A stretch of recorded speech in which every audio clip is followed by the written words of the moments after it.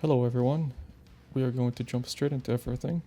This is version 1.5.1. It introduces custom edge flow and it has the ability to eat big meshes very quickly. So I set the method to use a grid and I'm going to point the mesh to the remesher. And as soon as I do that, it's going to lay out our UV islands inside the scene.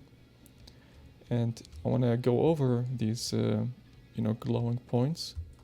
These vertices are guide points for you to use because they are identified by the remesher as very important to be used in constructing a face. So I'm going to highlight all these guide points, and once I got them highlighted, I want to create a face. Now it's very important that you don't use Blender's internal face constructor, and instead you have to use Empyrean's, which is going to be at the very bottom. And as you can see, I have hotkeyed it to F, and you can do the same exact thing. Just right click it and change shortcut to whatever key you want. So I'm going to create a face, and you can always Control Z if you don't want that face or you made a mistake.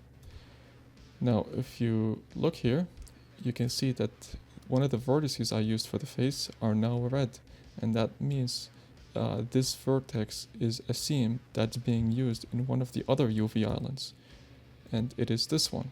So when I get to this UV island later on, I'm going to use this vertex to create a face. So for now, let's just finish this UV island.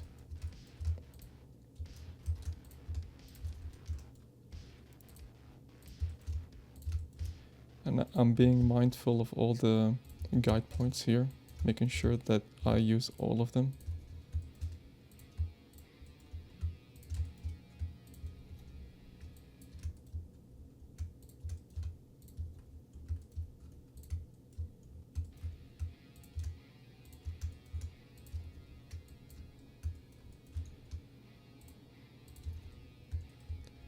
Next, I'm gonna move on to the cuffs and the belt strap.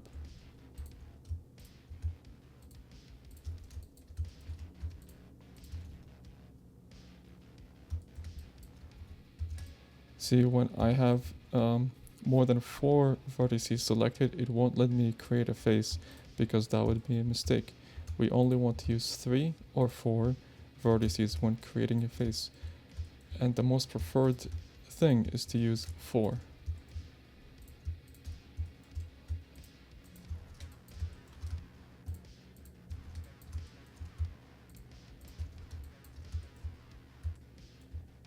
I should probably use that vertex, right? Yeah, that's more aligned.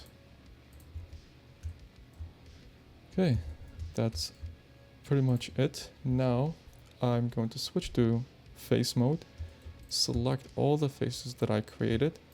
I'm going to subdivide them to whatever I want. Let's say 14.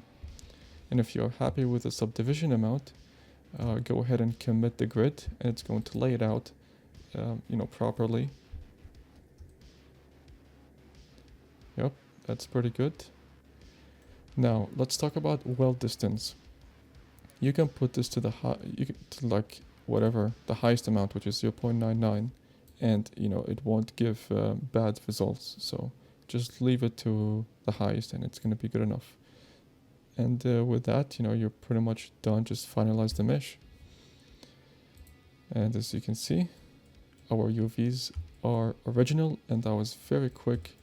It did not take, as long as the other methods do.